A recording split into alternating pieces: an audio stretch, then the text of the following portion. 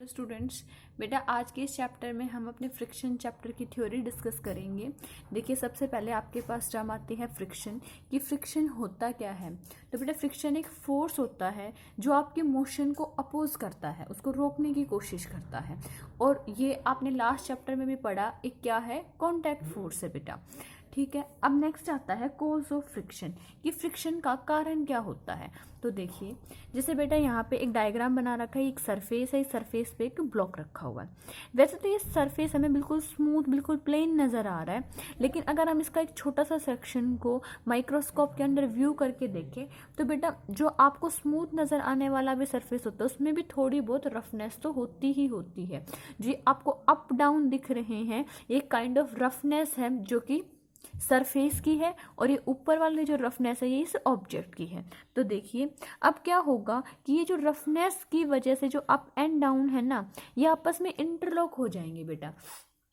अगर कोई चीज़ इंटरलॉक हो गई तो वो चलने में क्या करेगी, मुश्किल आएगा। अब जैसे मान लीजिए आपके हैंड्स है, अगर आप इनको ऐसे इंटरलॉक कर लेते हैं तो देखो मूव करने में प्रॉब्लम आती है। यहाँ पे कंप्लीटली इंटरलॉक हो गए, लेकिन यहाँ पे इंटरलॉक अगर स्ट्रॉन्ग होगा तो उतनी ही ज़्यादा दिक्कत आएगी, अगर इंटरलॉक थोड़ा सा वीक होगा तो फिर भी आप कंपैरेटिवली इजीली चल सकते हैं। जैसे आप देखो खुद ऐसे महसूस कर सकते हैं, ये होता है इंटरलॉक। अब देखिए अगर अपने हाथ को ऐसे मूव करते हैं तो क्या होता है, इस इंटरलॉक की वजह से प्रॉब्लम आती है। अगर आप यहाँ पे देखिए अपने हाथ को ऐसे मूव करते हैं तो ईजी होता है मूव करना, क्योंकि यहाँ पे क्या है, ये अप एंड डाउन सरफेस है। यहाँ वाले सरफेस पे कोई अप डाउन नहीं है तो कुछ इंटरलॉक जैसा नहीं होता, लेकिन अगर यहाँ पे भी देखो तो क्या है, अप डाउन है और ये आपस में ऐसे इंटरलॉक हो जाते हैं। तो मेन रीज़न यही होता है कि जो इंटरलॉकिंग होती है, अगर इंटरलॉकिंग बढ़ गई तो इसका मतलब फ्रिक्शन बढ़ेगा, और इंटरलॉकिंग अगर कम हो गई तो फ्रिक्शन कम हो जाएगा। नेक्स्ट आता है कि factors on affecting force of friction. कि आपके पास कौन कौन से फैक्टर्स हैं जिनके ऊपर आपका फ्रिक्शनल फोर्स डिपेंड करेगा। तो अभी अभी आपको बताया बेटा कि सब कुछ किसका खेल है, इंटरलॉकिंग का। अब आपको ये सोचना है कि अगर इंटरलॉकिंग इंक्रीज हो गई तो फोर्स ऑफ फ्रिक्शन भी इंक्रीज हो जाएगा। तो इसमें फर्स्ट पॉइंट है कि जो फोर्स ऑफ फ्रिक्शन होता है बेटा वो आपके नेचर पे डिपेंड करता है, सरफेस के नेचर पे। नेचर मतलब बिहेवियर उसका, और यहाँ पे बिहेवियर का मतलब अच्छा या बुरा नहीं, यहाँ पे बिहेवियर का मतलब है कि वो रफ है या फिर वो स्मूथ है। अगर बेटा ये सरफेसेस रफ होंगे तो यहाँ पे जैसे ये इंटरलॉकिंग दिखा रखी है, रफनेस दिखा रखी है ना, ये अप एंड डाउन बहुत ज़्यादा होंगे और बहुत स्ट्रॉन्ग इंटरलॉकिंग हो जाएगी। वहीं पे अगर ये सरफेस हमारे स्मूथ होंगे तो इन पे इंटरलॉकिंग कम होगी और ऑब्जेक्ट इजीली चल सकता है। इसलिए हम कह सकते हैं कि अगर हमारा रफ सरफेस है तो फ्रिक्शन ज़्यादा होगा, और अगर हमारा स्मूथ सरफेस है तो फ्रिक्शन कम होगा। नेक्स्ट आता है फोर्स ऑफ फ्रिक्शन, जो है वो वेट पे भी डिपेंड करता है, वजन पे भी। ऐसा क्यों बेटा, देखो अब आप खुद सोचो कि अगर ये सरफेस है, अगर मैंने अपना हाथ रखा है तो यहाँ पे मेरी सब रफनेस है, इनकी इसकी भी रफनेस है, तो ये इंटरलॉक हो सकते हैं। लेकिन अगर मैं अपने हाथ पे ऐसे वजन बढ़ा दूँ तो देखो आप खुद सोचिए, ऐसे अगर आप टाइटली प्रेस करते हैं एक दूसरे की तरफ तो ना बेसिकली जो इंटरलॉकिंग है वो इंक्रीज हो जाती है। होगा क्या बेटा कि आपके पास ये इंटरलॉकिंग आप करना चाहते हो, इनकी हो रही है इंटरलॉकिंग, अगर ऊपर से ज़्यादा वजन आया तो ज़्यादा प्रेशर पड़ेगा सरफेस के ऊपर, और उस वजन के प्रेशर की वजह से इंटरलॉकिंग स्ट्रांग हो जाएगी। अगर आप एक वर्ड में समझना चाहते हैं फ्रिक्शन किस पे डिपेंड करता है तो इंटरलॉकिंग पे। हाँ, इंटरलॉकिंग दो चीज़ों पर डिपेंड करती है कि नेचर कैसा है और वेट कितना है, एरिया पे डिपेंड नहीं करती बेटा, इस चीज़ का ध्यान रखना। नेक्स्ट टॉपिक आता है फिर हमारे पास टाइप ऑफ फ्रिक्शन। कि अभी जो हम फ्रिक्शन पढ़ रहे हैं वो कितने तरीके के होते हैं।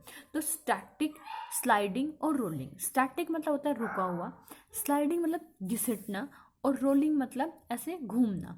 तो बस इनका यही मतलब है। स्टैटिक फ्रिक्शन वो फ्रिक्शन होता है बेटा जब दो ऑब्जेक्ट हमारे, जैसे सरफेस है, सरफेस के ऊपर जो भी ऑब्जेक्ट रखा हुआ है वो ऑब्जेक्ट रेस्ट पे होता है। सरफेस की रिस्पेक्ट में अगर हमारा ऑब्जेक्ट रेस्ट में है तो इसका मतलब स्टैटिक फ्रिक्शन काम कर रहा है। अगर एक ऑब्जेक्ट है वो सरफेस पे ऐसे चल रहा है, स्लाइड कर रहा है, तो उस केस में जो फ्रिक्शन लगेगा वो स्लाइडिंग फ्रिक्शन होता है।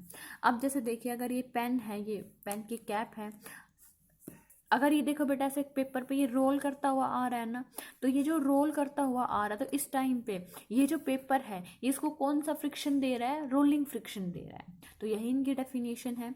Static friction, friction that act between the surface of two objects when they are at rest. जैसे अभी दोनों हाथ है बेटा, ये रेस्ट में है, और इस टाइम पे इनके बीच में जो फ्रिक्शन होगा वो कौन सा होगा बेटा? स्टैटिक फ्रिक्शन होगा। ठीक है। अच्छा, अब देखिए कि जैसे आप इसको मूव करवाने की कोशिश करेंगे तो स्टैटिक फ्रिक्शन इसका अपोज करेगा।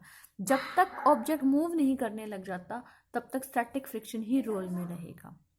रोलिंग फ्रिक्शन वो होता है जब कोई ऑब्जेक्ट रोल कर रहा होता है सरफेस के साथ, तब उन ऑब्जेक्ट और सरफेस के बीच में लगता है। और स्लाइडिंग फ्रिक्शन जब ऑब्जेक्ट स्लाइड कर रहा होता है तब लगता है। देखिए, स्टैटिक फ्रिक्शन जो होता है वो सबसे ज़्यादा वैल्यू का होता है बेटा, उससे कम वैल्यू स्लाइडिंग की होती है और सबसे कम वैल्यू रोलिंग की होती है। ऐसा क्यों? क्योंकि जब ऑब्जेक्ट रोल कर रहा होता है तो उसको कांटेक्ट बनाने का टाइम सबसे कम मिलता है। ये देखिए, ये अगर ऑब्जेक्ट रोल कर रहा है तो इस पेन को इस पेपर के साथ कांटेक्ट बनाने का कम टाइम मिल रहा है। अगर ये ऐसे आराम से रुका हुआ है या ऐसे चल रहा है, तो ऐसे अगर इसको मूव करवाया जा रहा है तो इस टाइम पे इसके पास इंटरलॉकिंग होने के चांसेस बढ़ जाते हैं। तो वही सेम पॉइंट हमारे इंटरलॉकिंग के ऊपर आता है। रोलिंग में इतना टाइम ही नहीं मिलता कि वो इंटरलॉक हो पाए, इसलिए सबसे कम वैल्यू होती है। सबसे मैक्सिमम जो इंटरलॉकिंग होती है वो स्टैटिक रुके हुआ होता है तब होती है। स्लाइडिंग में भी जब वो मूव करने लगता है तो कहीं ना कहीं कुछ ना कुछ इंटरलॉकिंग कम हो जाती है। यहाँ पे इंटरलॉकिंग फिक्स रहती है, यहाँ पे टाइम टू टाइम चेंज होती रहती है। जैसे स्लाइड कर रहे हो, अभी इंटरलॉकिंग इस पॉइंट के साथ है, आगे गया तो इंटरलॉकिंग आगे बढ़ गई। तो इस वजह से इंटरलॉकिंग की वजह से ही ये वेरिएशन होता है। नेक्स्ट टॉपिक आता है बेटा आपके पास फ्रिक्शन इन नेसेसरी एविल। देखिए बेटा, एविल का मतलब होता है दुश्मन और नेसेसरी मतलब कोई चीज़ हमें ज़रूरी हो। तो फ्रिक्शन जो है ना उसको हमें नेसेसरी एविल क्यों कहते हैं बेटा? क्योंकि वो एक ऐसा दुश्मन है हमारा जिसकी हमें ज़रूरत भी है। मतलब कि इसकी हमें ज़रूरत भी पड़ेगी, हमें यूज़ भी लेना पड़ेगा, बट इसके नुकसान भी होंगे। तो देखिए, नेसेसरी मतलब ज़रूरी की चीज़ें क्या है, तो मतलब हम इसके एडवांटेजेस पढ़ेंगे। और क्यों हम इसे अपना दुश्मन बुला रहे हैं? क्योंकि इसके डिसएडवांटेजेस भी होते हैं। तो चलिए इसके एडवांटेज और डिसएडवांटेज डिस्कस करते हैं। देखिए बेटा, इसमें फर्स्ट एडवांटेज है कि जो भी हम इजीली पेपर पे, पेन पे, बोर्ड पे राइट कर पाते हैं वो सब कुछ फ्रिक्शन की वजह से होता है। We can write due to friction. जो हम वॉक कर पाते हैं बेटा वो भी फ्रिक्शन की वजह से होता है। आपको पता है ना, सरफेस गीला होता है और आप चलने की कोशिश करते हैं तो आप स्लिप कर जाते हैं, क्योंकि उस टाइम पे आपके सरफेस और जो आपका स्लीपर कह लीजिए, आपका पैर कह लीजिए, और आपका जो सरफेस है जहाँ पे आप चल रहे हैं उनके बीच का फ्रिक्शन कम हो जाता है। और फ्रिक्शन कम होने की वजह से आप स्लिप करते हैं। तो इसका मतलब आपको वॉक करने में भी कहीं ना कहीं फ्रिक्शन हेल्प करता है। वो आपकी ग्रिप बना के रखता है आपके सरफेस के साथ। ठीक है। अच्छा, फिर यही पॉइंट जो है हमने यहाँ पे ऐड कर दिया कि और भी अदर फैक्ट, जैसे आप बनाना पील पे पैर रख दें तो भी स्लिप हो जाते हैं, क्योंकि वहाँ पे फ्रिक्शन कम हो जाता है। ठीक है। जब आपके व्हीकल्स हैं जब वो रोड पे ट्रैवल करते हैं तो टायर्स और जो आपका रोड का फ्रिक्शन है वो उनको स्लिप करने से बचाता है। तो वॉक करने में हेल्प करता है, लिखने में हेल्प करता है, स्लिप होने से बचाता है। तो ये सारे एडवांटेजेस हैं। अब बात करते हैं डिसएडवांटेजेस की। तो देखिए बेटा कि आप में जैसे एक चीज़ सोचिए कि आपका व्हीकल है, चल रहा है, तो फ्रिक्शन को रोकने की कोशिश कर रहा है, तो आपको एक तरीके से और मेहनत कर रही है इसको चलाने के लिए, और फ्यूल यूज़ करना पड़ेगा उसको, उस फ्रिक्शन को ओवरकम करने के लिए। तो कहीं ना कहीं एनर्जी वेस्ट हो जाती है हीट की फॉर्म में, तब भी फ्रिक्शन की बात आती है। और एक और बात बेटा कि friction cause wearing and tearing, मतलब आपकी जो चप्पलें घिस जाती हैं, आपके कपड़े फट जाते हैं, वो सब कुछ फ्रिक्शन की वजह से होता है। अगर फ्रिक्शन नहीं होता तो आपकी चप्पलें कभी घिसती नहीं, आपके कपड़े कभी ख़राब नहीं होते, फटते नहीं, हीट वेस्ट नहीं होती। बट वहीं अगर फ्रिक्शन नहीं होता तो हम चल नहीं पाते, हम लिख नहीं पाते। इसलिए इसके दोनों पार्ट इम्पॉर्टेंट है। नेक्स्ट आता है बेटा कि अगर हमारे फ्रिक्शन जो है उसके डिसएडवांटेजेस हैं लेकिन हमें ज़रूरी भी है, तो हम एक काम कर सकते हैं, क्यों ना हम उसको कम करने के मेथड सीखें। जहाँ पे हमें फ्रिक्शन की ज़रूरत है वहाँ पे हम उसको बढ़ा दें, और जहाँ पे वो हमें प्रॉब्लम दे रहा है वहाँ पे हम उसको कम कर दें। तो ये है methods of decreasing friction. First है बाय लुब्रिकेशन। अब लुब्रिकेशन का मतलब क्या होता है बेटा, कि जैसे आपने देखा होगा जो आपकी सिविंग मशीन होती है, सिलाई मशीन, वो कभी कभी ढंग से नहीं चलती, या फिर और कुछ मशीन ढंग से नहीं चलती, तो हम उसमें ऑयल या ग्रीस डालते हैं। बस इसी प्रोसेस को लुब्रिकेशन कहा जाता है, कि आप अपने मशीन के पार्ट्स में ऑयल या फिर ग्रीस का यूज़ कर रहे हैं फ्रिक्शन को कम करने के लिए। लुब्रिकेंट्स कौन से होते हैं? वो मटेरियल बेटा जो आपके फ्रिक्शन को कम करेंगे, जैसे ऑयल, ग्रीस, ये लुब्रिकेंट्स कहलाते हैं। ठीक है, इसके अलावा आप सरफेस को पॉलिश कर दीजिए, उससे भी फ्रिक्शन कम हो जाता है।